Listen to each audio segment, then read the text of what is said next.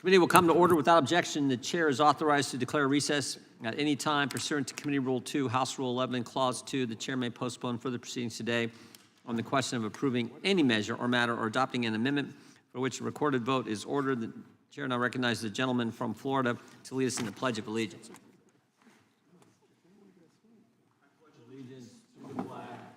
United States of America, to the republic for which it stands, one nation, under God, indivisible, with liberty and justice for all.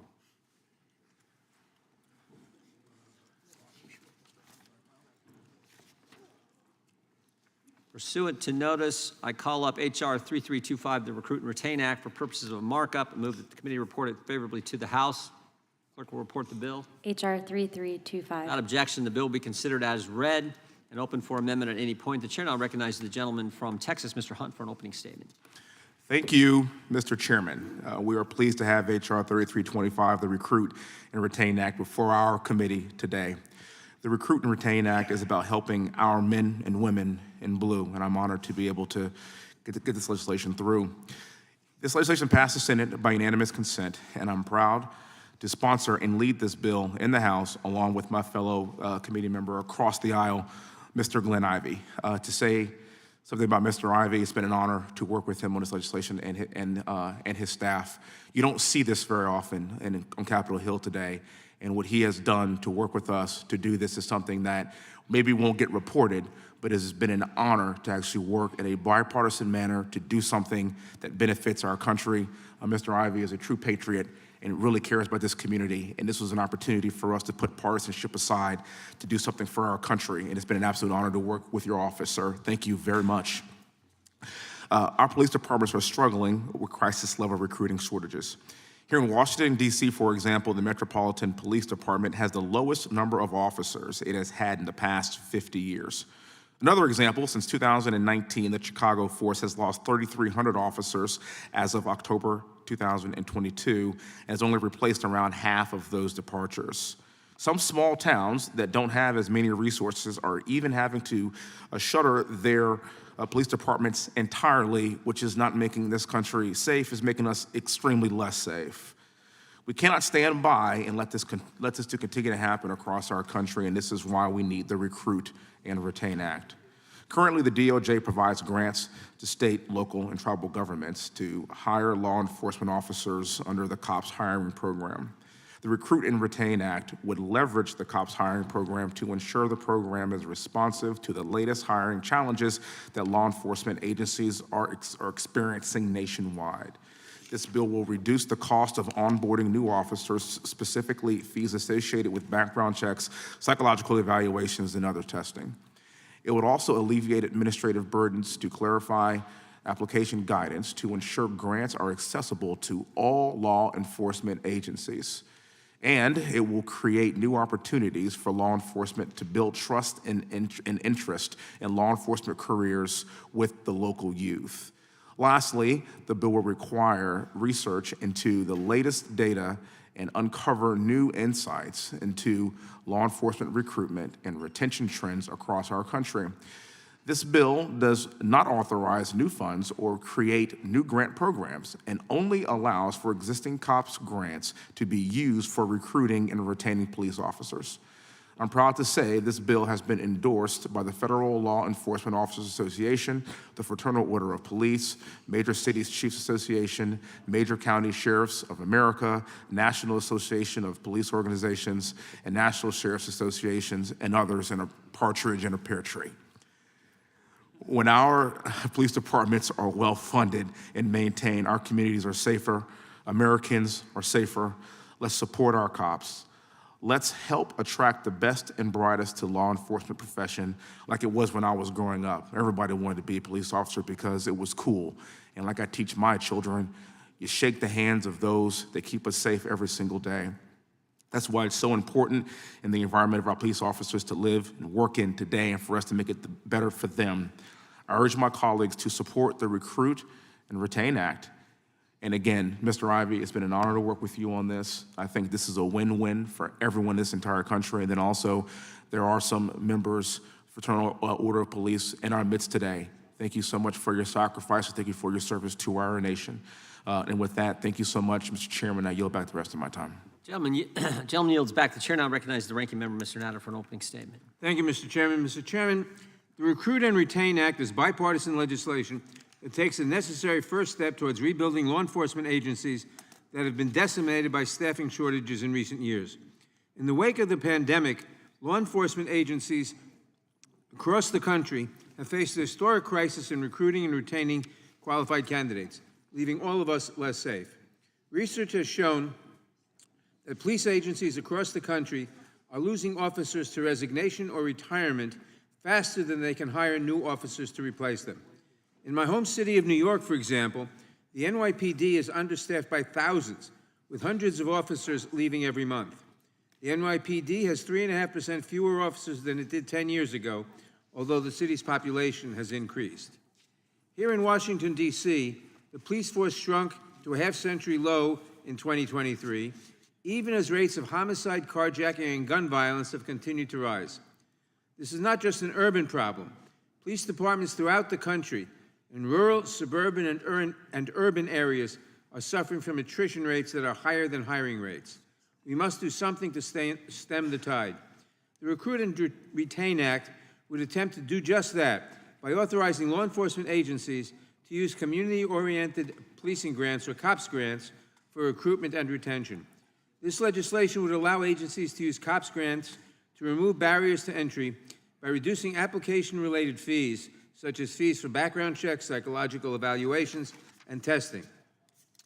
The bill would also create a COPS partnership pipeline program that would award grants to law enforcement agencies to partner with educational institutions for recruiting activities that nurture student engagement with law enforcement as a potential career. By creating a local pipeline for law enforcement careers, this program would help agencies regain the trust of the communities they serve, trust that has been lost in recent years and that is critical to building a path towards better, more responsible policing. The bill also requires an in-depth study of the reasons for the recruitment and retention challenges that federal, state, local, and tribal law enforcement agencies are experiencing and how these challenges are impacting public safety. Although I am in strong support of this legislation, I hope that we will consider additional measures to enhance recruitment and retention efforts. For example, this bill falls short of the recommendations contained in a 2023 report commissioned by the Attorney General and published by the Bureau of Justice Assistance and Office of Community-Oriented Policing. We should also enact provisions from the George Floyd Justice and Policing Act requiring training on discriminatory practices and requiring law enforcement accreditation recommendations and best practices. This legislation, however, represents a critical first step in addressing the law enforcement staffing crisis, and I am pleased that we have the opportunity to consider this bipartisan legislation to support our law enforcement officers. I want to thank Mr. Hunt and Mr. Ivey for introducing this important legislation. I urge all members to support this bill, and I yield back. Without objection, all other opening statements will be included in the record. The chair now recognizes the gentleman from Texas, Mr. Hunt, for the purpose of offering an amendment in the nature of a substitute. Does the gentleman have an amendment at the desk? Clerk will report. Amendment in the nature of a substitute. Without objection, the amendment in the nature of substitute will be considered as read and shall be considered as base text for the purpose of the amendment. The chair now recognizes the gentleman from Texas to explain the amendment. Gentleman yields back. The gentleman yields back. Okay. Small technical change to the. Yeah, hold on. Yeah.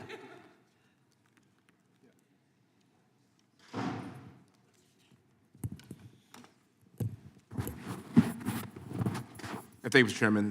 The amendment makes a small change to the short title and small drafting changes that do nothing to alter the substance of the bill. I yield back my time. I thank the gentleman. The chair now recognizes the gentleman from Maryland, co-sponsor of the legislation. Thank you, Mr. Chairman. I appreciate that. I want to thank the ranking member for his endorsement of this bill. I share his view that it's a good first step in the right direction, and we look forward to working on those issues as we move forward. And I want to thank Congressman Hunt, the lead sponsor on this bill, for allowing me to participate and work with him on this. I think it's a key piece of legislation that's definitely needed.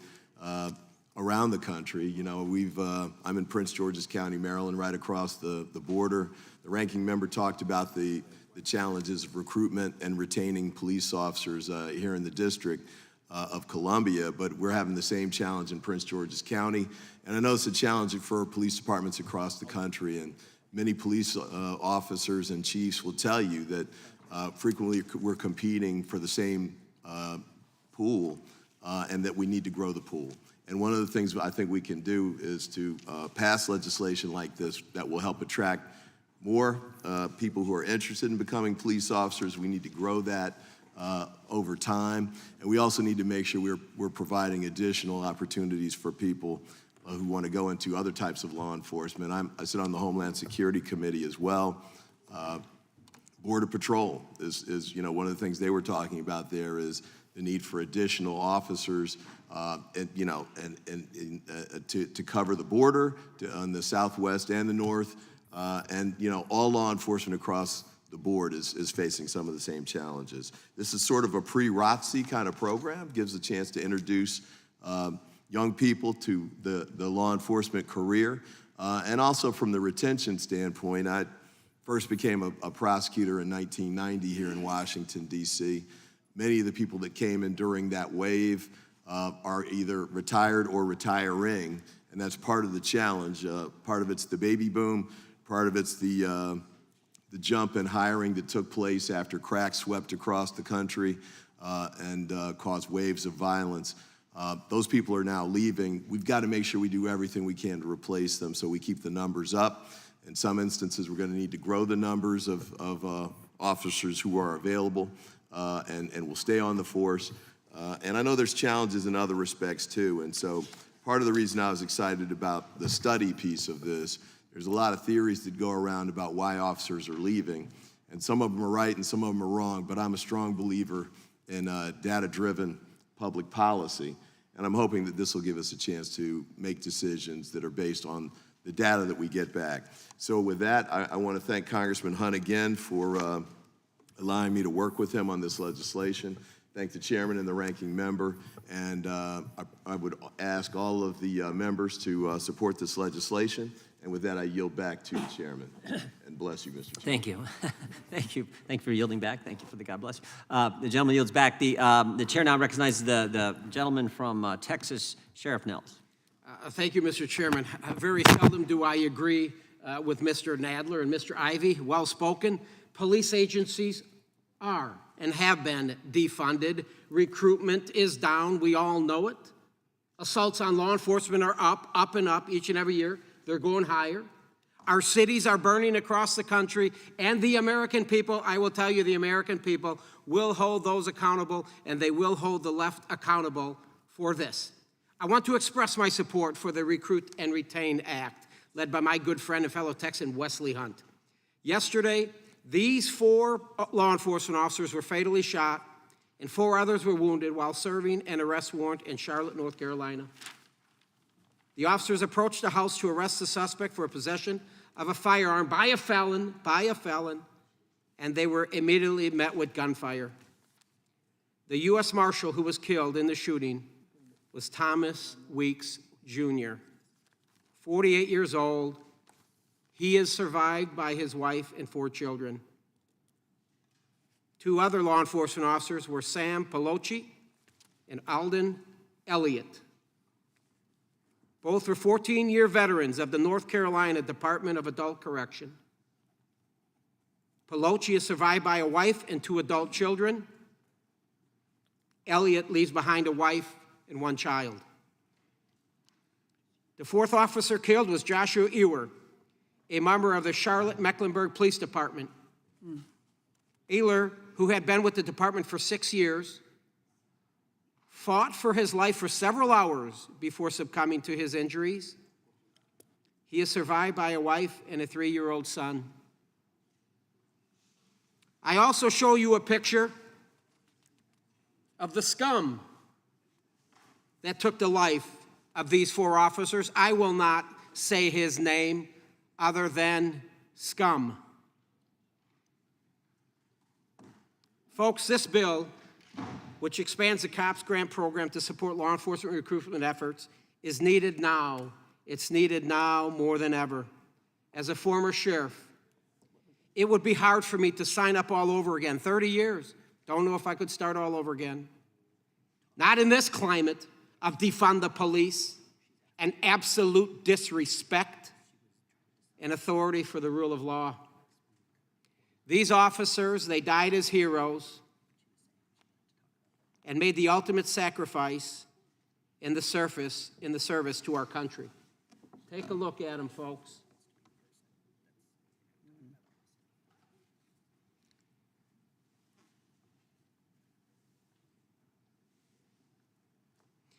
I urge my colleagues to honor their lives, the lives of the 4 officers that were injured, and the countless others hanging on my wall outside my office. Support this bill. It's the right thing to do, and I yield back. Gentleman yields back. Gentlelady from Texas, Ms. Jackson Lee, is recognized. I rise to strike the last word. Gentlelady is recognized. I thank the gentleman very much. Let me offer my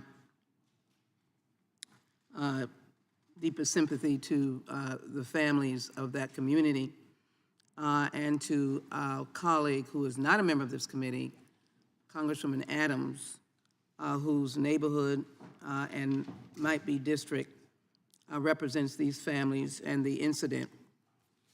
We know what we have to do in this community.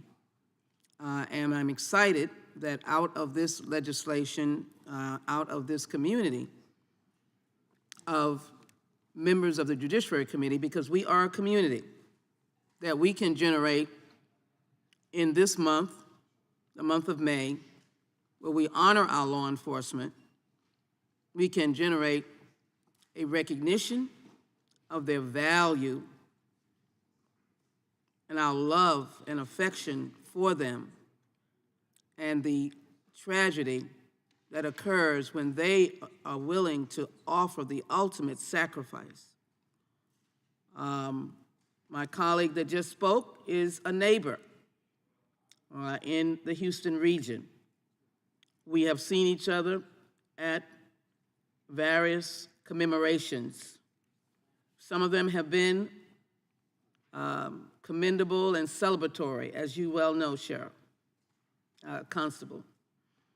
And some of them have been incidences like this.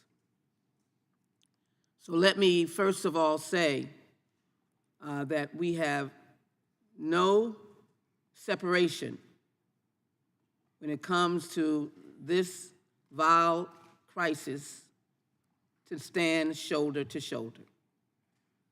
We have many mutual friends, and I'm glad to be standing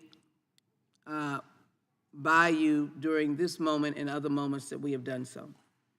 To the man who has worn the uniform in a different capacity, Mr. Hunt, thank you for leading and joining with our distinguished colleague from the Maryland area.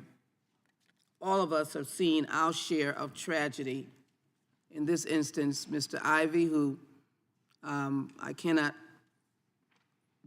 denote that he has worn a uniform, but if so, we know where his heart is, and we know his commitment. And he's worn another badge and uniform in the capacity of serving in the side of prosecution. Let me thank you, Congressman Ivey, for your wisdom on this kind of legislation. There could not be a more appropriate time, but certainly a more hurting time to put this forward. But it is certainly appropriate to have the two of you, Mr. Hunt, Mr. Ivey, and then to have my colleague from Texas. It's three Texans talking in this mode. We wish that we weren't talking in this manner, but in any event, I'm glad to be standing for something that is good to overcome something that is vile. Let me just say to you that this is an appropriate moment for legislation dealing with recruitment. And so HR 3325 is the recruit and retain. I'm very glad to be part of that. With that in mind, I want to make sure that I say to Mr. Hunt to ask unanimous consent to embrace, enthusiastically be a co-sponsor of this legislation, and ask Mr. Ivy to enthusiastically be a co-sponsor of this legislation. Mr. Hunt? Without objection, and also, ma'am, since you're my parents' congresswoman, I can't say no to this. It's an honor to have you on with us as well. Thank you so much, and I yield my time back to the chair. It's my pleasure to, I'm going to use that ranking member just to get these last points in here, just to say that this also helps, Mr. Jordan, in community-oriented policing by helping to get people from our respective neighborhoods. It also increases the number of officers that we get that know the people in the neighborhood.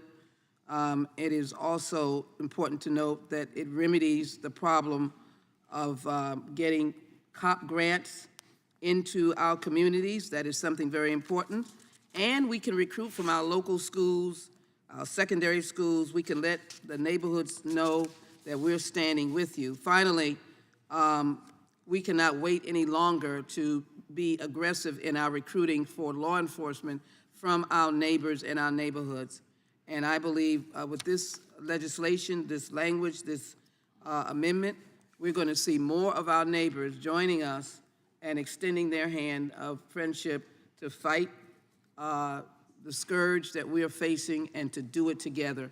That's going to be extremely important. So I want to rise to support, and I want to accept being an enthusiastic co-sponsor of H.R. 3325, the Recruit and Retain Act, or the amendment thereof.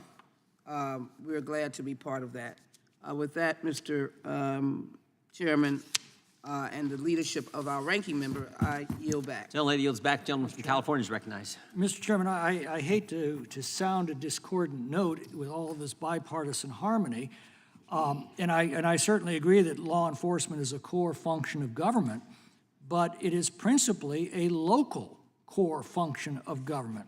Some local communities have savaged their local police, they've cut their funding, and they're now experiencing escalating criminal activity and police recruitment problems. That's on them.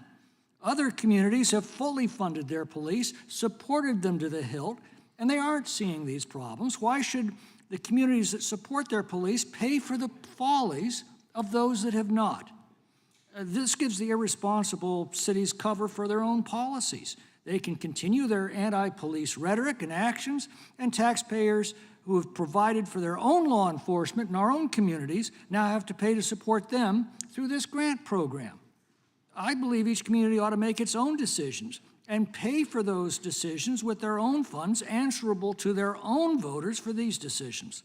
Grant programs, which have very little oversight or follow-up, are completely out of control. They're one of the biggest single budget problems that we face as a country, in a country that is approaching bankruptcy.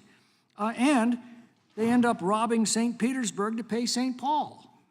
St. Petersburg should pay its own local law enforcement with its own funds and be answerable to its own voters, just as St. Paul should. These grants are disproportionately directed to leftist but politically influential jurisdictions at the expense of everybody else. And the defund the police jurisdictions also are the same ones that typically have DAs who won't prosecute criminals aggressively when they are arrested. So it really doesn't matter if we fix their bad decisions destroying their police departments if the criminals they arrest aren't going to be prosecuted and are merely going to be released back onto the streets. You know, many of my communities strongly support their police and sheriff's departments. They fund them as their top priority. Why should they support cities that haven't and won't through their federal taxes? Will the gentleman yield? Just a second. This rewards bad decisions and bad behavior, and it penalizes responsible decisions by pro-law enforcement cities. And yes, I'll be happy to yield to the gentleman to explain to me why this is sound public policy. With pleasure. First of all, I would note that the premise of your comments, I think, is misplaced based in part on who's endorsed this legislation. Police Chiefs Association of Nebraska, for example, the R Street Institute, National Sheriff's Association. I don't doubt that. Association I don't of doubt Police that. If you Officers. dangle free money in front of anybody, they'll gladly accept it. That's not the problem. Well, I think it's unfortunate to besmirch those organizations. I'm I not think, dispersing them. It's simple well, human nature. and if I might, too. Free money is to free the- money, to but the the extent question gentleman- is, why would we be taking it from communities that have supported their local law enforcement and given it to other communities that have savaged their local enforcement? Well, I disagree with that comment, and I'd wait for the moment where you present evidence to back that up. But let's just assume for the moment you're correct. Jurisdictions that don't want to pursue the grant because, in your words, they want to defund the police, won't pursue it. But wait The a ones second. that do want to pursue it, and I bet that would include police departments in your jurisdiction and state, would like to. And I know the gentleman from Texas would like to comment. Well, Mr. Time McClintock. belongs to the I'll gentleman yield from to Mr. California. Thank you, Mr. McClintock. Yeah, I agree. Listen, I was a recipient of one of those COPS grants back when Bill Clinton did it years ago, back in the Richmond Police Department. That's how I got my start. And I would agree, if we're concerned about this money going to agencies that defunded themselves through the liberal city councils and mayors and everything else, I would say we offer an amendment that does not, that those cities are not eligible for these. If they choose to defund their own police based on some type of political posturing, those agencies should not be eligible, in my humble opinion. So now to try to backfill what they got rid of. Reclaiming my time, I would simply ask, why don't we leave it to each jurisdiction to make its own decisions and be answerable to its own voters with its own funds, rather than throw all of this into a grab bag and open it for those jurisdictions that can grab that money. I have no doubt if you offer free money, people are going to try to get it. But this is destroying the finances of our country. Again, grants are completely out of control. There is very little follow-up on the effectiveness of these grants, and we've got to stop it if we're going to save our country. So I yield back. I'll just take the last 9 seconds. I believe that crime went down significantly after the cops, the 100,000 cops are hired, went down significantly in our country. Gentleman yields back. The gentlelady from North Carolina is recognized. Mr. Chairman, I move to strike the last one. Gentlelady is recognized. Thank you, Mr. Chairman. First of all, my heart goes out to the families of the 4 fallen police officers killed in the line of duty in Charlotte, North Carolina. Our delegation held a moment of silence for them. I know the Charlotte community is grieving and coming together to support their family. I also understand that the president will be meeting with the families. And like my colleagues on this committee, I'm grateful to the police officers in my district for keeping our community safe. In October 2022, when a shooter murdered 5 people in my district, Raleigh police officers responded immediately, risking their lives to stop the violence. And I know that my community owes these officers and all others who regularly put themselves in harm's way an enormous debt. But as with any line of work, our policing systems have room for improvement. And I support this bill wholeheartedly. But I also want to highlight an area I hope can become a focus for this committee and for Police Week when it comes to recruitment. Across the country, women only make up 12% of full-time police officers, a statistic that has not changed in more than 2 decades. Despite this, we know that when more women serve as police officers, departments are more effective and can better support their communities. Women face unique obstacles to becoming police officers, including outdated hiring practices that focus just on physical strength, as well as institutional practices that force women out of policing. Incentivizing more women to become law enforcement officers is one solution we should pursue. 2 of the chiefs of police in my district are women, including the chief in Raleigh. That's why I introduced the Supporting Women Cops Act. This bill will establish a national task force on women in law enforcement and require this task force to release a report with recommendations on how departments can hire more women retain these officers, and help women advance to leadership positions. I'm very proud to support the bill that we're considering today, but my hope is that it is just the beginning and that we don't stop in our efforts to support and improve our law enforcement and recruiting from all populations in this country. And with that, I yield the balance of my time to Mr. Ivey. Yeah, I thank the gentlelady from North Carolina. I just did want to say this. I agree with the point about the 100,000 cops being hired. I think that was one of the best things that President Clinton did during his tenure.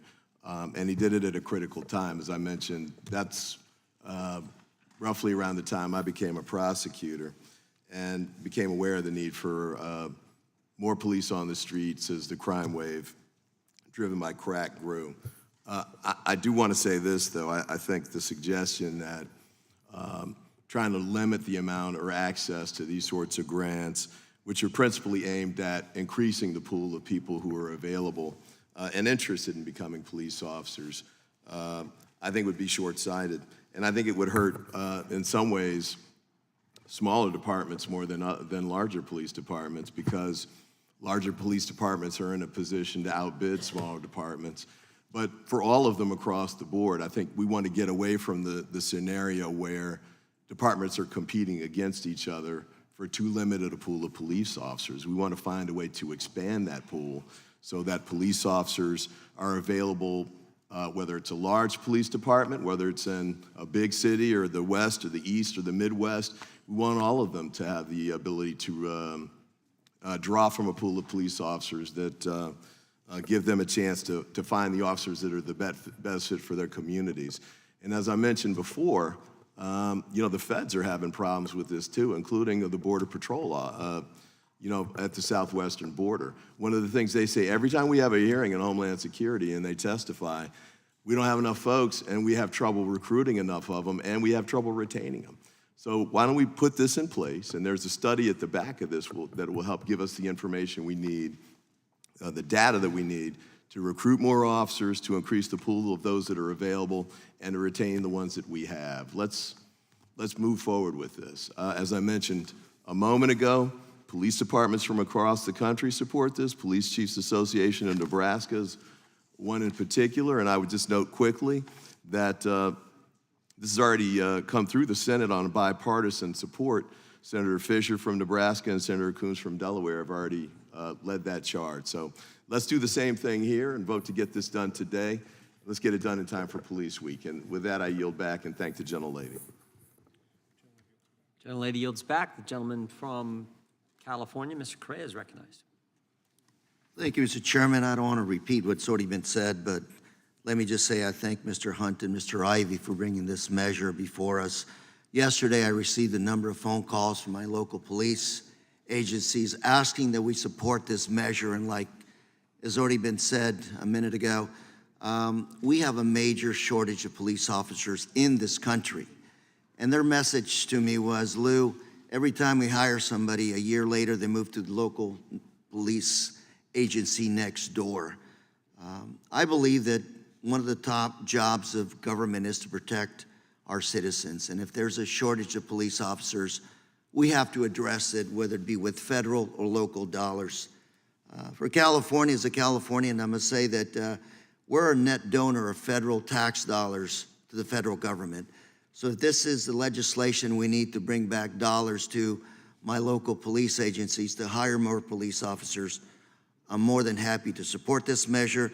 And I would ask Rep. Hunt to, add me as a co-author to this legislation. I want to thank you for your good work. Gentleman yields. I yield the rest of my time. Yep, gentleman yields back. The gentleman from Arizona is recognized. Thanks, Mr. Chairman. I understand the sentiment behind this bill. I'm just going to ask a question rather openly. Is there Article 1, Section 8 authority for us to transfer federal tax dollars to local police agencies?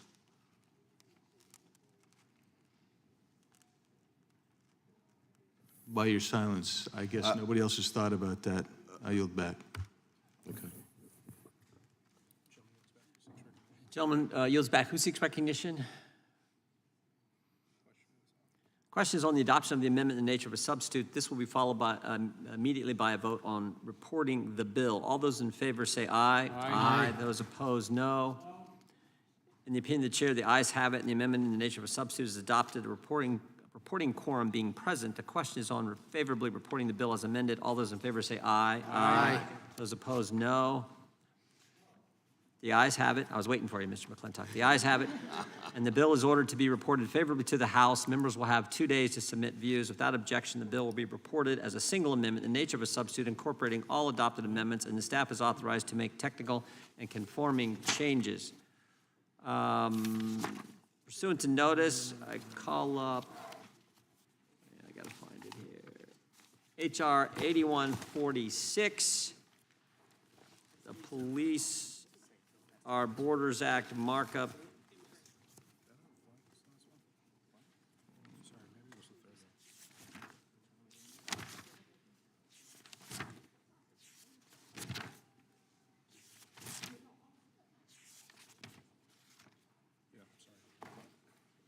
And move the committee reported favorably to the House. The clerk will report the bill. HR 8146. Without objection, the bill will be considered as read and open for amendment at any point. Chair now recognizes himself for an opening statement. The Police Our Borders Act requires the Attorney General to produce a report on the border crisis impact on law enforcement. The report will document officer safety concerns that are linked to increased cross-border movement, such as fentanyl exposure and assaults on law enforcement. The report will also examine the overall burden of the border crisis on law enforcement capabilities and officer morale. We are considering this legislation at a time when the number of illegal border crossings is unprecedented. In just the last 3 years, more than 4 million illegal aliens have entered the United States, and many remain in our country even after committing a crime. Over 500,000 criminal aliens are on the non-detained immigration docket, which means aliens with criminal convictions are out on American streets free to reoffend. Violence against law enforcement officers continues to rise and is perpetuated by open borders policies. This trend is attributable to the Biden administration's open borders policy and a growing culture of lawlessness. The surge in illegal immigration is leading to significant challenges for local law enforcement, who are dealing with the issues such as human trafficking, drug smuggling, and increased gang activity. This also comes at a time when the FOP recorded the highest number ever of police officers shot in the line of duty in 2023. This legislation will aid Congress in addressing the challenges faced by law enforcement. It will require the Attorney General to produce a detailed report on how the border crisis impacts law enforcement by evaluating resource allocations, officer safety, and the overall burden on law enforcement capabilities. I urge my colleagues to support this bill and yield back and recognize the ranking member for an opening statement. Thank you, Mr. Chairman. Mr. Chairman, this year our Republican majority has wasted time passing 3 different but equally meaningless resolutions related to the Biden administration's immigration policies. Today it appears that we have moved to yet another meaningless and poorly written piece of immigration legislation. Just like the 3 resolutions, this bill is full of empty rhetoric that will do nothing to solve the situation at the border. Not a single dollar will go to help our law enforcement agents at the border as a result of this bill. Not a single person will be denied entry to this country as a result of this bill. And not a single community will be made safer as a result of this bill. It is just another stale attempt to demonize and fearmonger about immigrants wrapped in fresh packaging. The bill itself is an oddly written and hastily thrown together reporting bill that claims to require the Attorney General to produce a report on the impact of the, quote, Biden border crisis, unquote, on federal, state, local, and tribal law enforcement. When it comes to reporting bills, I am usually supportive. It's important for us to conduct oversight of the executive branch, and reports are an important way to do that. Unfortunately, this bill is riddled with so much misinformation and so many sloppy drafting errors that I cannot support it. It is obvious on its face that this is not a serious document. For example, there is no definition of the so-called, quote, Biden border crisis, close quote, leaving the Attorney General little guidance to assess what the report will need to consist of. Besides the obvious cheap political rhetoric that exposes this effort for the unserious messaging bill that it is, my Republican colleagues consistently complain that they do not trust the Attorney General to carry out their intent.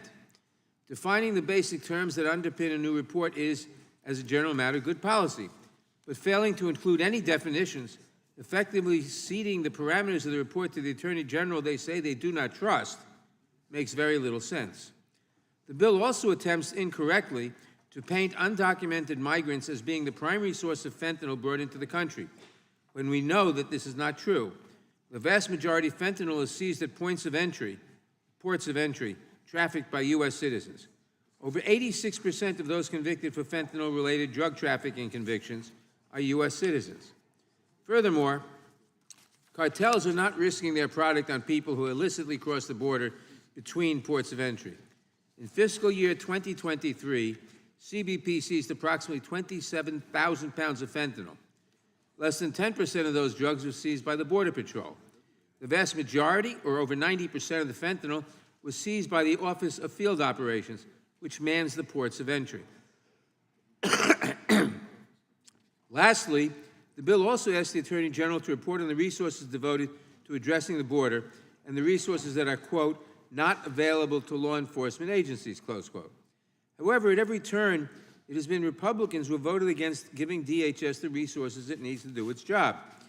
In 2021, all but 6 current House Republicans voted against the bipartisan infrastructure deal, which provided additional funding to modernize ports of entry and allow for non-intrusive inspections to combat the smuggling of people and drugs.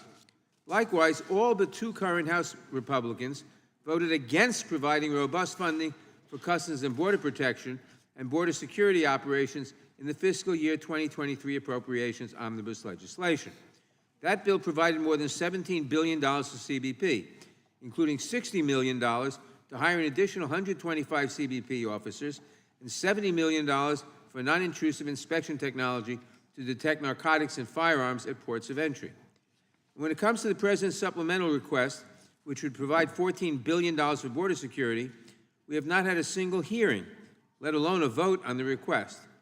The President has requested vital funds for 375 immigration judges and 1,600 asylum officers to speed up processing of asylum claims so that people can be adjudicated in weeks, not in years, as well as funds for additional personnel at ports of entry and technology to stop drugs from coming into the country.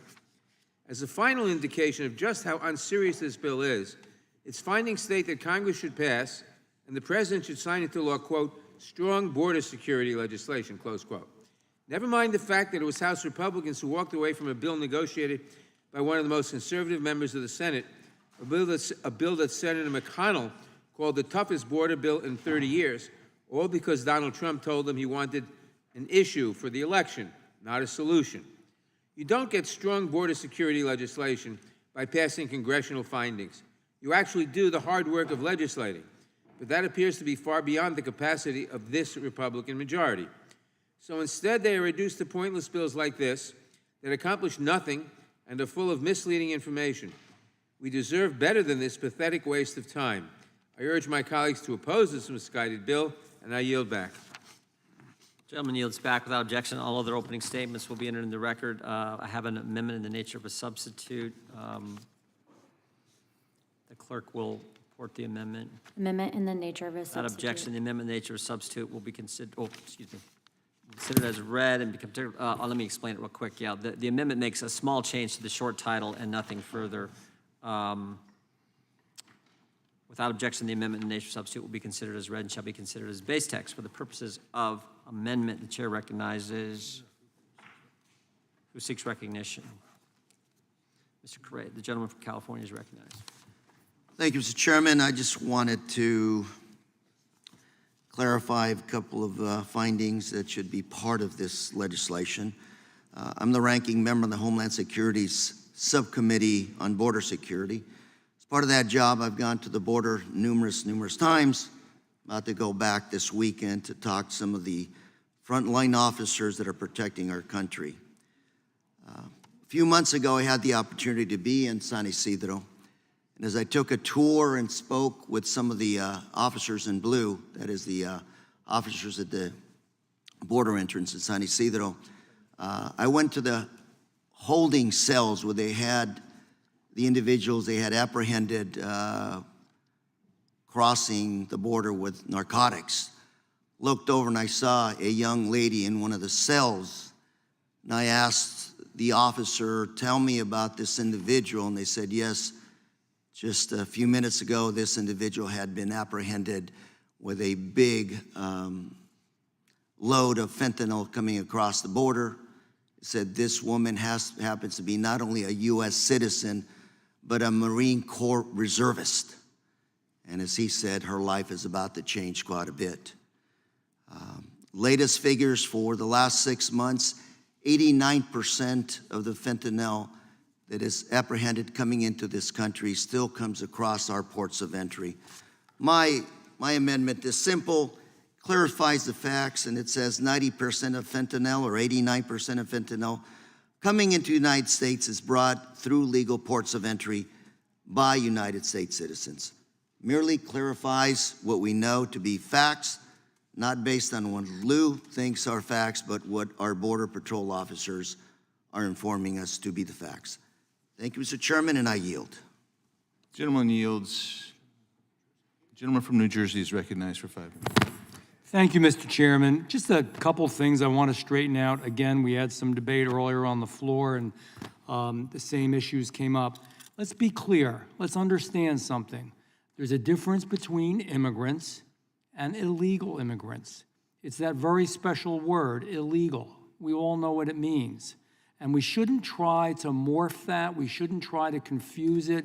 We shouldn't try to make it difficult to understand. Nobody on this side of the aisle, I would hope nobody in Congress, has anything in opposition to legal immigrants.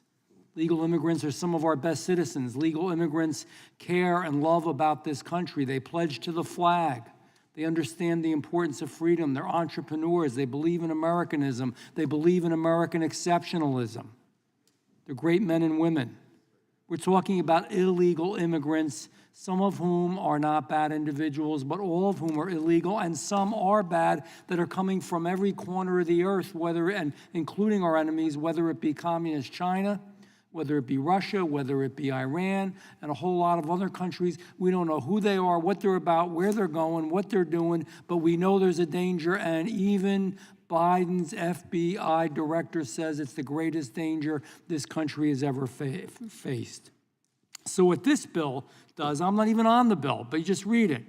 It's saying you can't be afraid. You can't be afraid to report on the effects on law enforcement of illegal immigration. We need to do that. We need to understand it. We shouldn't be afraid of it because it's a problem. And when it comes to some of the bills that were mentioned by my good friend, the ranking member, funding for the border bills, let's not confuse it. It wasn't good funding to button up the border. It was increased funding basically for catch and release by another name. It was funding to move more illegals through faster. It was funding for quicker processing. It was funding to make what is illegal in some way legal. That's not what we want funding for. We want to button up the borders.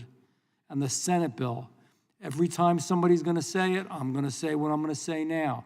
It was a bad bill. The only thing worse than doing nothing is to do something that isn't good and pretend that you're doing something that is good.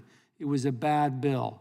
It really didn't do anything about catch and release in another form. It didn't build the wall. It didn't expedite to the country of origin. It didn't do anything like what Title 42 was, which could have been modified for today's times and what we need to do now. It didn't stop the flow, the hemorrhaging into our border. It was a bad bill, and it was a fake bill, and it did more harm than good because it didn't tell the American people the truth. And you know what? Why should we be afraid? Why should we be afraid to reveal, which is what this legislation would do, how much hurt and harm to law enforcement illegal immigration has done? Why should we be afraid for our citizens to hear that? Why should we be afraid for anyone to hear what the costs of illegal immigration are? Why should we be afraid to see what the increase in crime has done to our country and to our inner cities? Why should we be afraid to hear about the deterioration in morale that it's caused in law enforcement and the physical harm it's caused to them? That's all this bill does, is tell the truth and lets us see clearly what is happening to our country and what is happening to law enforcement by something that is illegal. We need to stop running away from it. We need to tell the truth, and the only way to fix it is to completely, thoroughly have a full and thorough understanding of what the issues are and what the problem is. That's what this bill does. That's why I'm voting for it. That's why I think there should be bipartisan support for this bill on both sides of the aisle. I yield back. Gentleman yields. For what purpose does the gentleman from Maryland seek recognition? Move to strike the last word. Gentleman is recognized.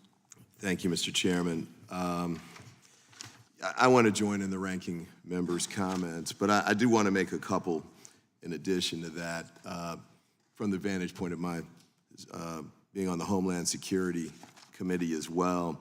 I think reporting is fine. I don't know that this bill goes about doing it the right way or puts it in the right department for it to be done. In Homeland Security, there were variations of reporting requirements that are already in place, but also some that have been voted out of the committee by my Republican colleagues on the other side. And I think that reflects the fact that it's more likely that the Homeland Security would actually have the information about what's happening at the border on these specific issues.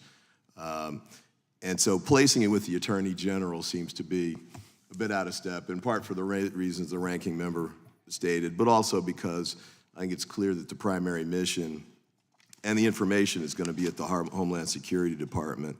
I just want to note, too, Section 3 is for annual reports, but it looks like it's only one report that would be submitted here, and it would be submitted in 180 days. You know, and I just don't know that that would be enough time to get this done, but, you know, again, I think it reflects the hasty nature of how this was drafted and how it was put together. And I know that the reason it was done in this way was so that it could run through this committee from a jurisdictional standpoint instead of going to Homeland Security where it ought to be. But even if we set that aside, the larger issue, I think, is the issue that the Congressman from New Jersey raised and the ranking member raised, and that's, you know, alternatives to trying to actually address the issue at the border. My colleague from New Jersey says the Senate bill was a bad bill, and I know many Republicans share that view. I don't know that this is a really good alternative replacement for that, though. In fact, I think it fails on almost every measure across the board. So, you know, to the extent we really want to deal with the issue, as the ranking member pointed out, there are ways to go about doing it. This isn't really it. And even if we just take it just for the minor piece of it as simply being for reporting purposes, this isn't the right department to do it in. So, you know, we remain open to trying to work with our Republican colleagues to try and address that issue. It's certainly something that, you know, I feel is important to the American people, that, you know, we want to have it addressed, and I'm willing to work with, whether it's this committee or the Homeland Security Committee or any other committee, work with folks who really want to sit down and focus on trying to work something through. And to that extent, I really do want to go back to the Senate bill and commend Senator Langford and his colleagues in the Senate for trying to actually get a bipartisan measure done, something which stands in stark contrast to H.R. 2, in which every Democratic amendment was voted down, at least initially.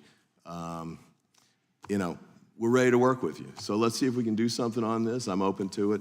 And let's go beyond the jurisdictional games and the like and see if we can actually find common ground, give the resources that are needed, whether it's for Border Patrol agents, for additional judges to move these cases more efficiently and you know, get that backlog done.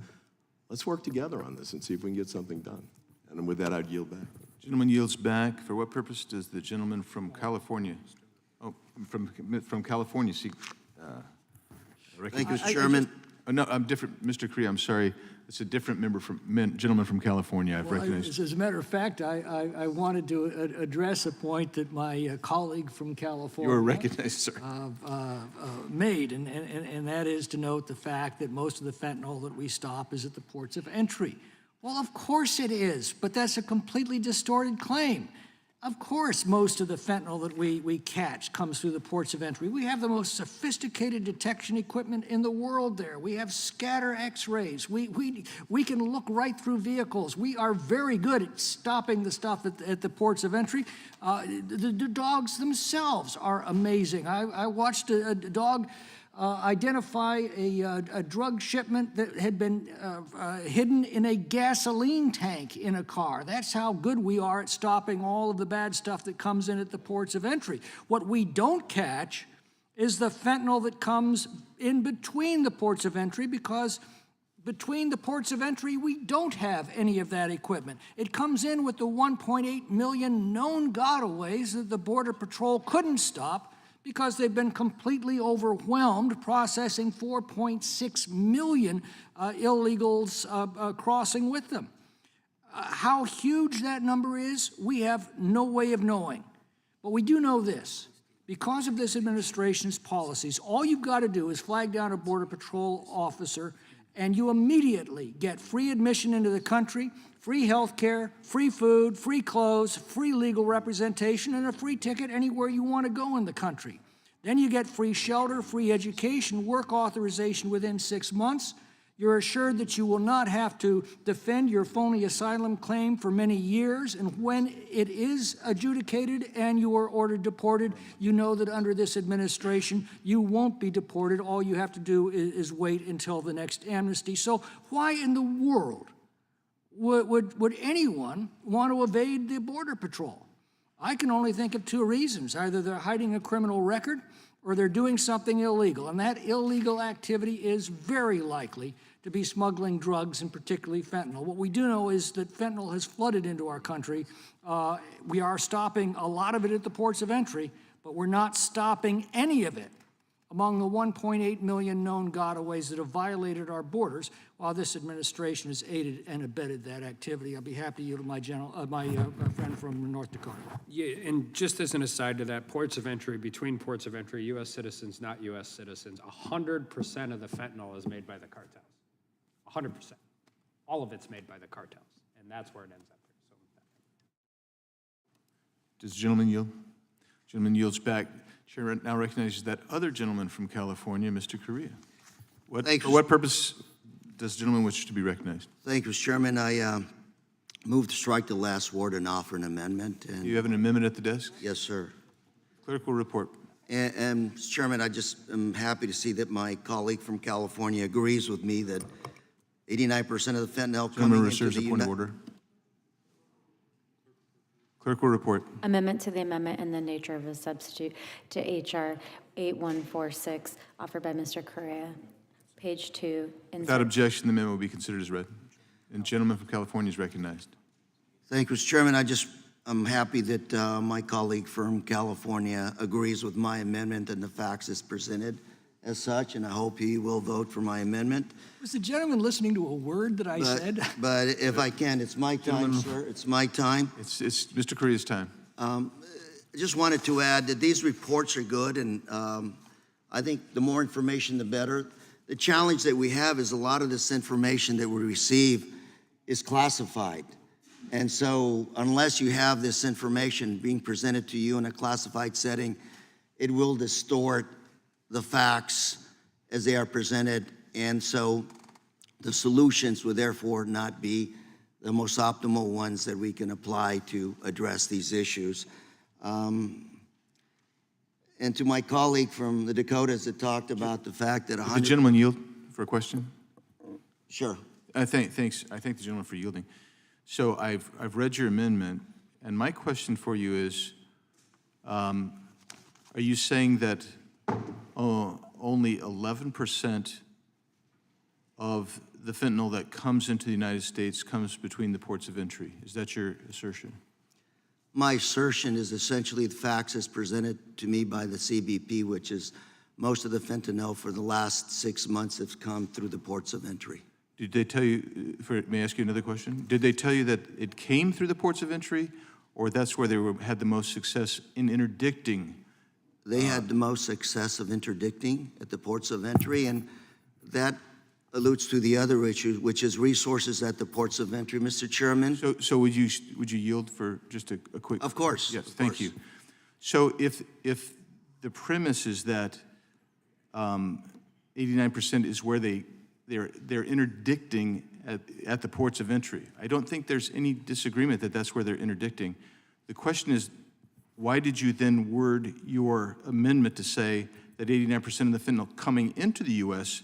is brought through the legal ports of entry when we don't know that that's the case, nor does the Border Patrol know that that's the case, nor does HSI know that that's the case? And why? I just had that classified briefing myself just last week. Well, Mr. Chairman, that is the facts as they are presented to me by those three agencies that you discussed. And another fact that they've essentially presented to me is not everything that comes across the border, not every vehicle is actually inspected. A very small percentage of those vehicles that are coming across our ports of entry are actually x-rayed, actually go through secondary, are actually inspected by our trained dogs to find narcotics. And as been said earlier here in this committee, those blue uniforms need help. They need resources to be able to inspect more vehicles, to increase the amount of fentanyl that is actually being stopped at the border. Will the gentleman yield, please? Of course. Well, based on what you just said, since we are actually inspecting, do secondary inspections, very few. We don't x-ray all of them. We x-ray just a small proportion of them. Again, it gets to the statement that you said is a factual statement, because the factual statement, I don't think that's what you're really trying to say, because the factual statement that's here is that 89% of fentanyl that's coming into the U.S. is interdicted at the border. But we don't know what the total nut is coming in. So there's no way to know that 89% is actually being interdicted at the port of entry. What we do know is that of the fentanyl that's being interdicted, 89% of it is at the port of entry, but we have no idea what the total nut is. So it's disproportionately and misrepresenting the facts. Mr. Chairman, thank you. Good point. However, what my amendment does is simply state the facts that these are the CBP numbers that have given to us. And based on those numbers on a report, then you can begin to reallocate resources to our ports of entry. Right. Again, Mr. Chairman, if a very small percentage of those vehicles are actually being inspected at the ports of entry, you can be sure there's a lot more stuff, bad stuff that's coming into the country. And that kind of data needs to be part of a factual report that you are going to base policy on. That's essentially why I'm asking that this report incorporate this amendment. Well, so would you yield for another comment? Thank you. I thank the gentleman for this colloquy. I get what you're saying, but this, with all due respect, the way this is worded, I don't believe is consistent with the wording, at least of the last. Would the chairman be open to rewording this amendment? It's not my bill, but I think it does need to be reworded to be factual. It's not my bill. It is factual, but I believe, Mr. Chairman, you're not satisfied with the wording, so we can play with the wording if you would like. I would love that, but I don't even know whose bill this is, but you're going to need to talk to whoever's bill it is to see if, D'Esposito, you're going to need to talk with Rep. D'Esposito to see if he's content with you messing with his bill. I'm not messing with his bill, I'm merely putting it through the legislative process. Well, correct, yes. So thank you, thanks for your colloquy. Thank you. The gentleman yields back. Who else seeks recognition? Mr. Chairman. The gentleman from New York, Mr. Nadler. For what purpose does he seek recognition? Strike the last word. Gentleman's recognized. Mr. Chairman. You need to. Oh, thank you. Mr. Chairman, it is not the practice of this committee or of any committees, so far as I know, to require that amendments proposed be approved by the author of the bill. So that I think if Mr. Correa wants to offer the amendment, he should amend it. Committee can debate it, and we can vote on it. I I'll yield to didn't, Mr. Correa. I am offering the amendment, sir. yeah, he is offering the amendment. Okay. Well, I support the amendment. I think it's accurate. And I'll yield to Mr. Correa if he has anything else to say. If not, I'll yield to the gentleman from Maryland. Thank you, Mr. Ranking Member. Just on the 89% piece of this, and again, I'm on Homeland Security, and you know, we can go back and forth on the niceties, but when we went to the border, actually, this is what we were being told by Border Patrol agents. And what they also told us was that they wanted to beef up the amount of equipment that they had that they used to scan the trucks so that they'd be better able to find the fentanyl. And one of the key points that they made was the cartels want to take it through on vehicles like cars and trucks because they can carry infinite amounts more through a truck than you can in some individual with a backpack. So I just, you know, just the same for the same reasons, you know, Frito moves its, you know, its chips using trucks as opposed to some smaller vehicle. The cartel's doing it for the same reason. So I mean, we can go back and forth about whether, you know, the ports of entry are really a big issue or not, but I think it's beyond clear cut by both, you know, whether it's this administration or the previous administration, that the ports of entry is where most of the stuff's coming through. So, you know, we can go back and whether it's 89 or 90 or something like that, but it's beyond dispute that the very, very vast majority of the fentanyl that's coming in through the country is coming through the ports of entry. I mean, Gentleman yield. yeah, I will. Yeah. So, Oh, actually, it's the ranking member. oh yeah, sorry, yeah. I'll yield to the gentleman. Thanks for yielding.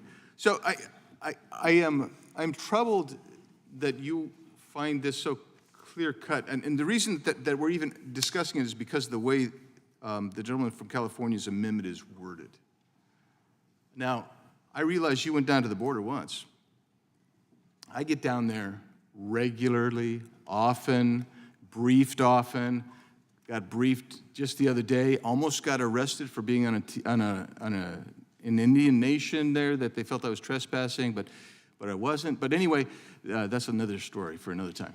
But the reality is, I talked to line agents, I talked to OFO officers, I talked to USCIS officers, and they're going to tell you, we have no idea. All right, will the gentleman yield for a question? I'll yield to the gentleman. When you speak to these Border Patrol agents, they're telling you they have no idea whether more fentanyl's coming through the ports of entry than on these backpacks that individuals are carrying across the border. They're actually telling you that? Yeah.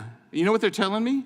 They're saying, we don't know what the total nut coming in is. I don't know about the total nut, but I'm talking Well, so how do you about- determine the proportionality, sir? Well, they are extrapolating based on the information that they have. Reclaiming my time. They know because 89% of the fentanyl that is discovered in the basements of, basements, I don't mean that, in the undercarriages or trunks of vehicles at the ports of entry, and 11% is discovered elsewhere. Now, one could say, of course, one doesn't know how much is undiscovered, but that's but that is not the point. We know what we know, and that's what we have to base policy on. Yes. And if I'll the yield to gentleman the would yield gentleman. back briefly, Yes. the enforcement policy at the border should be driven by what we know. 89% is a number that we know. When you talk to these Border Patrol agents, you don't have to go down there to talk to them. They'll come up here and talk to you as well, as they do at the hearings that we have in Homeland Security. That's exactly what they say. And they also will tell you that that's why they want the machines to inspect the large trucks that are going through. So as Mr. Correa pointed out, they can't inspect all of them. They want to be able to inspect all of them because they think they will interdict much more fentanyl by doing that. And That's what reclaiming they're my saying. time, And it's that is a beyond good logical that that's right, And based on the reclaiming numbers. Reclaiming my remaining 2 seconds. Gentleman's time's expired. that is why we are to pass the amendment, and we are to pass additional appropriations for the Border Patrol for fentanyl inspections. And I yield back. Thank you. Gentleman's time is expired. For what purpose does the gentlelady from Wyoming seek recognition? Strike the last word. Gentlelady is recognized. I would like to ask Mr. Correa, the sponsor of this particular amendment, a couple of questions. But according to this amendment, it states 89% of fentanyl coming into the United States is brought through legal ports of entry by United States citizens. Mr. Correa, how many pounds of fentanyl were brought into the United States or smuggled into the United States between ports of entry in 2021? Ma'am, I don't have that information. Okay. But what I do, the information I do have, if you permit me, is, Well, no, I'm going to have a couple of questions to ask sure, here. sure. So how many pounds of fentanyl were smuggled into the United States between ports of entry in 2022? I don't have that information. I can And, get and it how for many you. how many pounds of fentanyl were smuggled into the United States between ports of entry in 2023? Between ports of entry, I don't have that information Okay, either. and how many pounds of fentanyl were smuggled into the United States between ports of entry so far I in don't have that 2024? information, ma'am.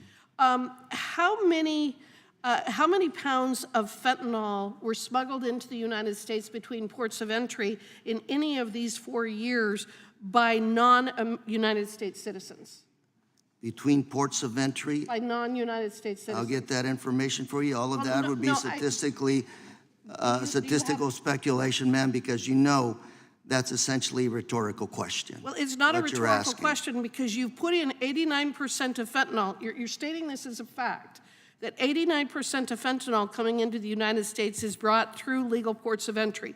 We have now established that you don't know. I do have some numbers for you. You have now established, you do I not. have the information, but not in front. I do have some numbers for you if you'd like me to give them to you right now. How many pounds of fentanyl were smuggled into the United States between ports of entry? In fiscal year 2023, CBP seized 27,000 pounds of fentanyl at ports of entry. Less than 10% of the drugs were seized by Border Patrol. All right, Which but means how much- 90% of that was actually at ports of entry. Well, yes, but that's what was seized. That isn't what you state. You're stating 89% of fentanyl coming into the United States. We know that a lot of it wasn't seized because we know over 100. I Just can hold amend on, my, hold on, to hold say. on. Let me. The Interdict- gentlelady controls the time, sir. My time. Yes, ma'am. We know that a lot of fentanyl is coming into the United States and is not being interdicted because we've had over 100,000 citizens killed in the last couple of years, correct? So there is absolutely nothing about your amendment that is accurate. It's absolutely accurate, man. If you would like, and I 89% might amend my Gentleman, statement. yield. Hold, no. I can amend my statement to say interdicted, and that would be maybe acceptable to you? Well, and so, Gentleman, yield. But that then you- 89% let me- number is what the I'm Border gonna Patrol gives reclaim my us. time. I'm going to reclaim my time Yes, ma'am. because you also state through legal ports of entry by United States citizens. Again, how much fentanyl has been smuggled into the United States by non-United States citizens? At our between ports of entry, I'll get that Between- number for you. Between ports of entry. I'll try to get that number for you, ma'am, but I can get the number at ports of entry I'm by not asking non-US about ports of citizens. entry. And I'm giving you the information that's available. But I'm asking between ports And of I'm entry. giving you the So- information that will be available. So it's my understanding is that you don't know. No, I will get that information for you as it is made available. Now, It's not an issue of not knowing. A lot of this information is statistical, and it is based on what the Border Patrol gives us, which is better information than you or I have, ma'am. Well, no, This I is can not tell about lose numbers. These are the Border Patrol officers that work for us on a daily basis. do They're the you- ones that are giving us this information. Sir, do Yes, you ma'am. realize that I'm asking you the questions about the drugs that are making it through and that are not being? And do you realize that my statement is essentially, my amendment is about a factual statement by our Border Patrol officers to make sure that your report is more factually correct. But That's your- all it is, ma'am. But your statement, there isn't any truth to any How much of aspect this, of how this much statement. fentanyl comes to the northern border, ma'am? There's nothing about this statement that is accurate. Well, We've just ma'am, established it is that. accurate, ma'am. No. You have not established anything. You merely made a statement. Yes, we have. And we have because you don't have the answers to how much is being smuggled in that isn't interdicted. Ma'am, this is a report about trying to figure out what the challenges are at the border. We start by making sure that these reports are as factually correct as we can make them. That's Okay, what my you're statement, that's what my amendment is about. And your amendment is completely inaccurate, and for that reason, I would oppose it. Ma'am, Will the we'll talk to gentlelady Border yield? Patrol I'm sorry. officers Will the and see gentlelady how yield? accurate or not Sorry, this is. Mr. Correa. Thank you. Your Will the gentlelady time has yield? expired, and now, for what purposes does the gentlelady from Pennsylvania seek recognition? I move to strike the last word. Gentlelady is recognized. Thank you, Mr. Chairman. I rise in support of this amendment.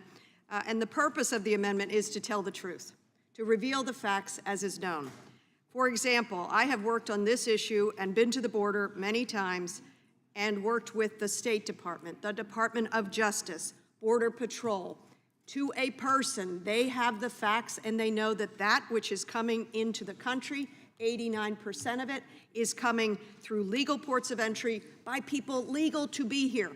There's a common sense reason why that is true.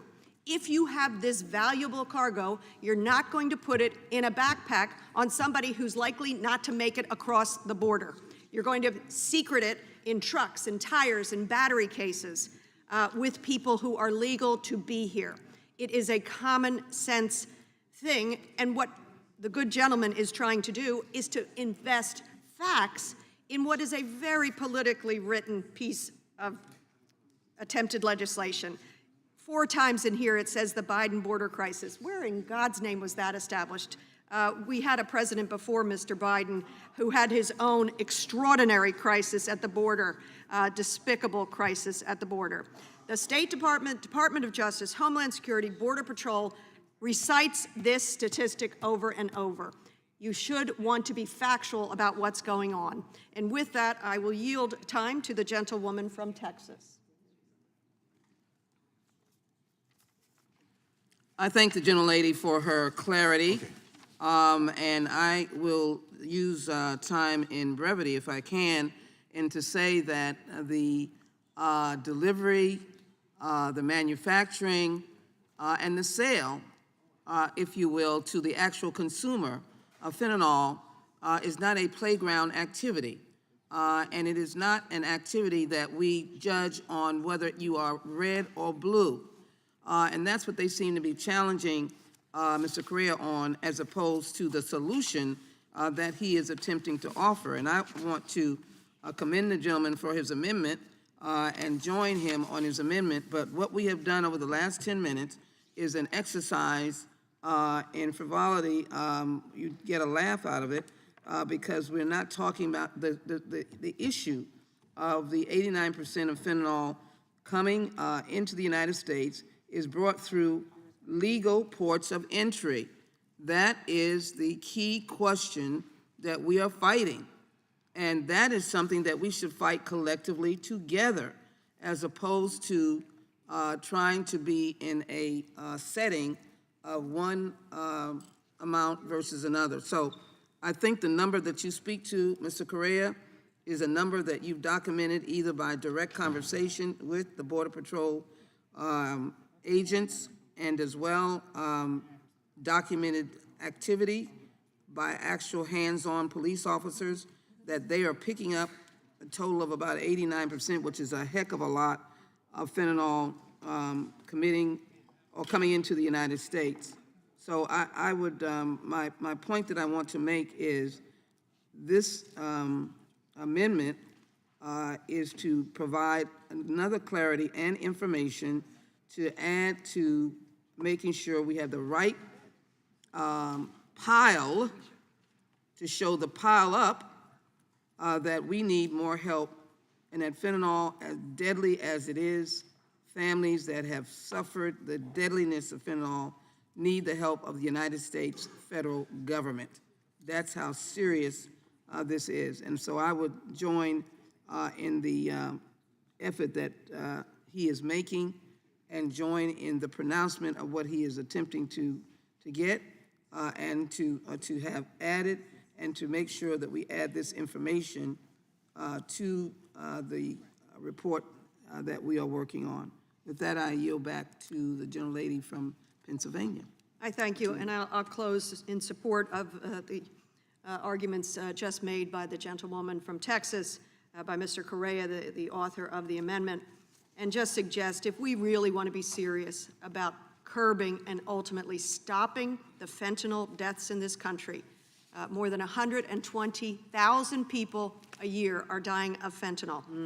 You don't have to be an addict. It is being slipped into everything. It's cheap, it's synthetic, it's easy to make. If we wanted to be serious about it, we would want the facts on where it is and how we can trace it. Border Patrol says they are tracing only, X-raying and tracing only about 2%. They have the ability to trace it all if we would give them the resources. Fortunately, in the recent supplemental, you know we did just add resources literally for fentanyl and border police in this issue. Let's stick with the facts. Let's actually try to save lives and not do a political stunt like this. I yield back. Gentlelady yields back. For what purpose does the gentleman from New Jersey seek recognition? Strike the last word. Gentleman's recognized. This is going to be short, just speaking actually with my friend from Alabama, Congressman Moore here. What would exactly be accurate, and this is not accurate the way it's written now, 89% of the fentanyl seized may come through the ports. There's a lot more than that that isn't seized that gets through. And that's the issue. To say that 89% of the fentanyl coming into America, into the United States of America, is coming through the port, no, that's not accurate. But that it is seized there, what is seized, what we know of, between the borders and between the ports, 89% may come through there. And that's a very important distinction. That is a distinction with a major difference. I hope everybody's following me. I know, Barry, that you do. So that's the issue. So it really is, Chairman, I would maintain that this is really incorrect, that the way that it is written, because it is, though all the fentanyl that's seized, 89% of it may come through those ports. Nevertheless, there's a lot more that comes through that we don't even have a handle on, and that may be through a multitude of other ways getting into the United States of America. With that, I yield back. Gentleman yields back. Mr. Correa is recognized for UC, I guess. Yes, I agree with Mr. Bandrew, and that's why I'm going to ask unanimous consent to change my amendment to include the word interdicted. 89% of fentanyl interdicted into the United States is brought through legal ports. But Mr. Correa, yield for a moment. Sure. I agree. If that is what the statement would say, that certainly is more accurate, yes. That's what I'm asking unanimous consent to amend. Thank you. Can I, Well, yes. Mr. Vandrew, yield? It might be, Mr. it might be technically accurate, but it is highly misleading. What they're, I'm sorry, sorry. Mr. McClintock. No, you yielded back. So, and Mr. Correa, and now, but he did a UC, so now we're discussing UC, so. Oh, we can't discuss, we got to vote on the UC, right? Oh. I withhold. Hold on one sec. New driver.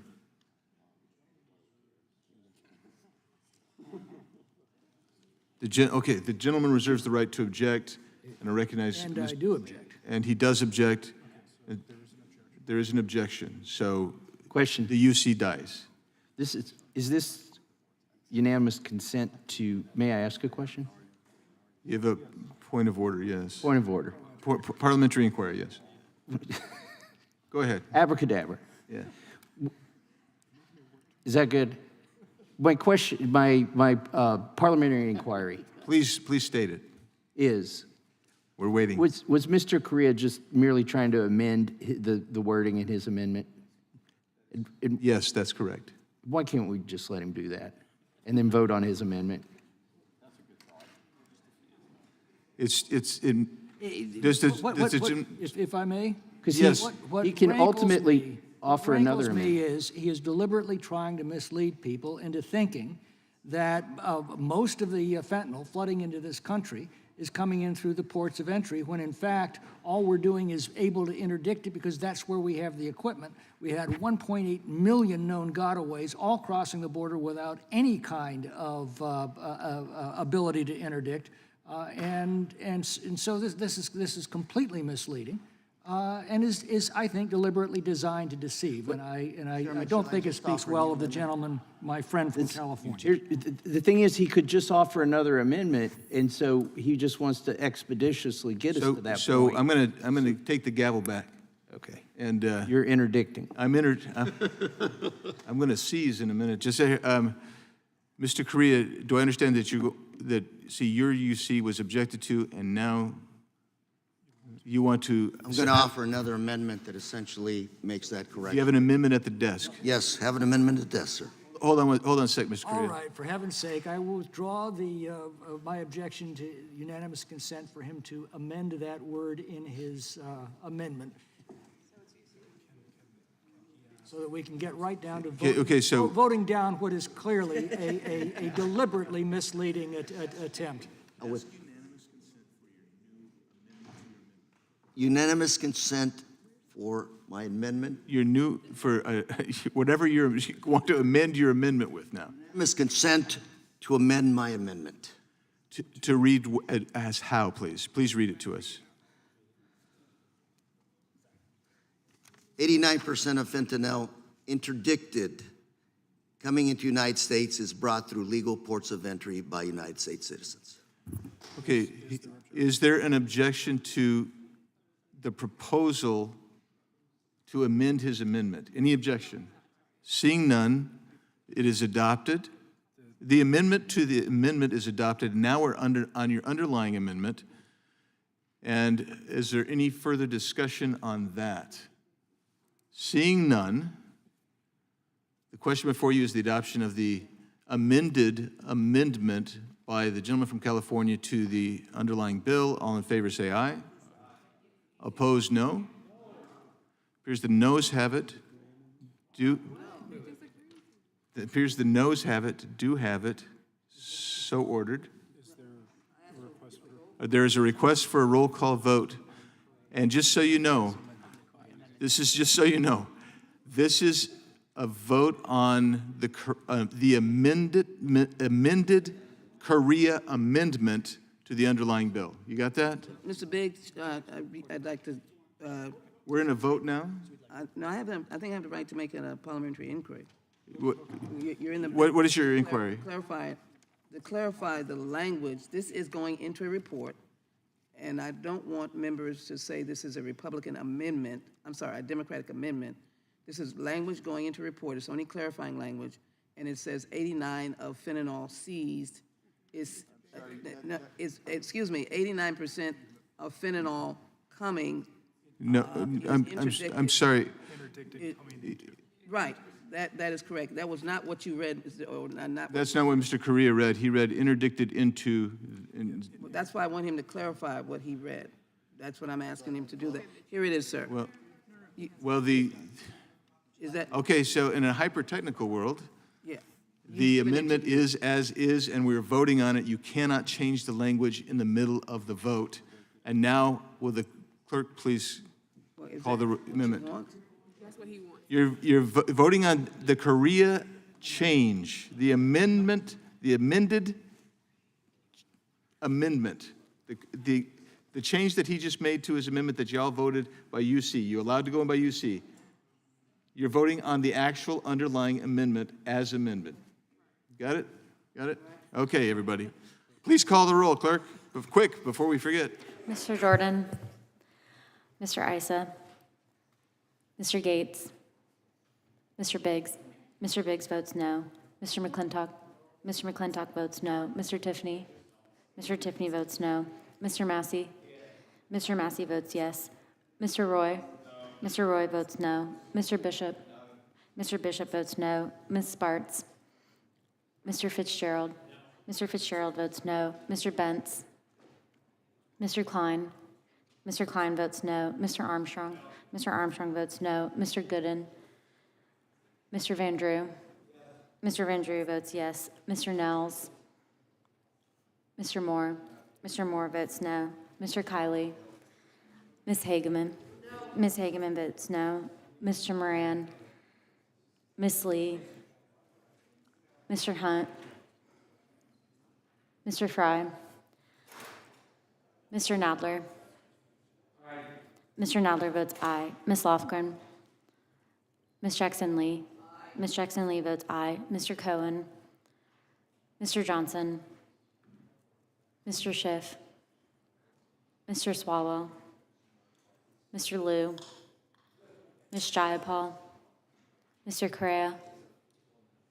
Mr. Correa votes aye. Ms. Scanlon. Ms. Scanlon votes aye. Mr. Neguse. Ms. McBath. Ms. Dean. Ms. Dean votes aye. Ms. Escobar. Ms. Ross. Ms. Ross votes aye. Ms. Bush. Mr. Ivy. Mr. Ivy votes aye. Ms. Ballant. Ms. Ballant votes aye. Mr. Gates votes no.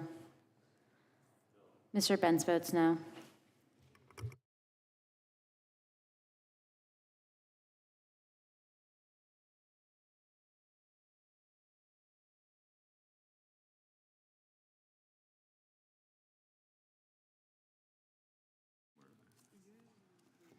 Clerk will, Mr. Chairman, there are 10 ayes and 12 noes. the noes have it, and the amendment is not agreed to. Who seeks recognition? The question before you. Question before you is the.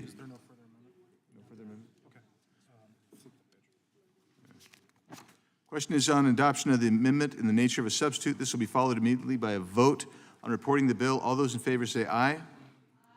Opposed, no. No. Ayes appear to have it, and the amendment in the nature of a substitute is adopted. Reporting quorum is being present. The question is on favorably reporting the bill as amended. All those in favor say aye. Opposed, no. No. Ayes have it. Bill, a roll call vote has been requested. The clerk will please call the roll. Mr. Jordan. Mr. Issa. Mr. Gates. Mr. Gates. Mr. Gates votes aye. Mr. Biggs. Aye. Mr. Biggs votes aye. Mr. McClintock. Mr. Tiffany. Mr. Tiffany votes aye. Mr. Massey. Mr. Massey votes aye. Mr. Roy. Mr. Bishop. Ms. Sparts. Mr. Fitzgerald. Mr. Fitzgerald votes aye. Mr. Benz. Mr. Benz votes aye. Mr. Klein.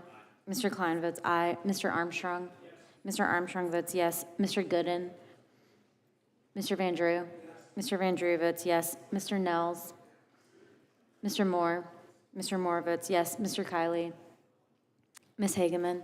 Ms. Hageman votes yes. Mr. Moran. Ms. Lee. Mr. Hunt. Mr. Fry. Mr. Nadler. Mr. Nadler votes no. Ms. Lofgren. Ms. Jackson-Lee. Ms. Jackson-Lee votes no. Mr. Cohen. Mr. Johnson. Mr. Schiff. Mr. Swalwell. Mr. Liu. Ms. Jayapal. Mr. Correa. Mr. Correa votes no. Ms. Scanlon. Ms. Scanlon votes no. Mr. Neguse. Ms. McBath. Ms. Dean. Ms. Dean votes no. Ms. Escobar. Ms. Ross. Ms. Ross votes no. Ms. Bush. Mr. Ivy. Ms. Ballant. Ms. Ballant votes no. Mr. Armstrong? He's voted. Oh, okay. Mr. Jordan? Yes. Mr. Jordan votes yes. Mr. Roy? Am I recorded? You are not recorded. Aye. Mr. Roy votes aye.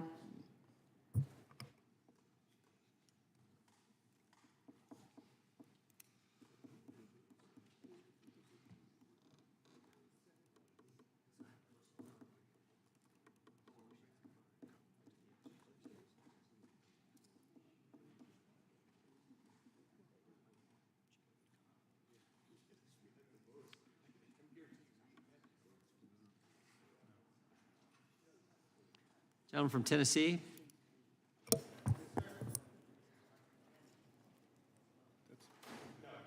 Mr. Cohen votes no.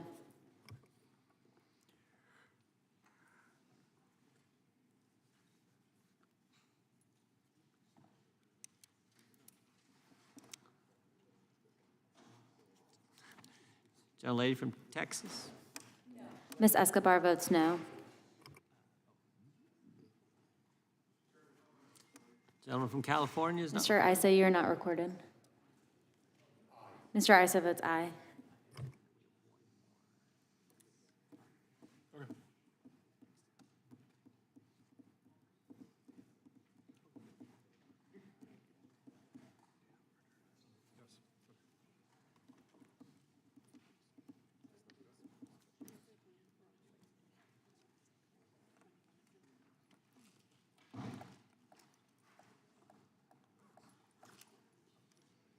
Gentleman from Maryland. Mr. Ivy votes no. Clerk will report. Mr. Chairman, Hang on.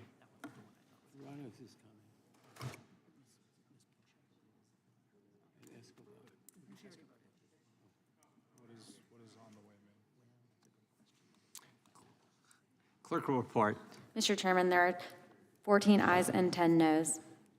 The bill is, the ayes have it, and the bill is ordered to be reported favorably to the House. Members will have 2 days to submit views. Without objection, the bill will be reported as a single amendment, the nature of a substitute incorporating all adopted amendments, and staff is authorized to make technical and conforming changes.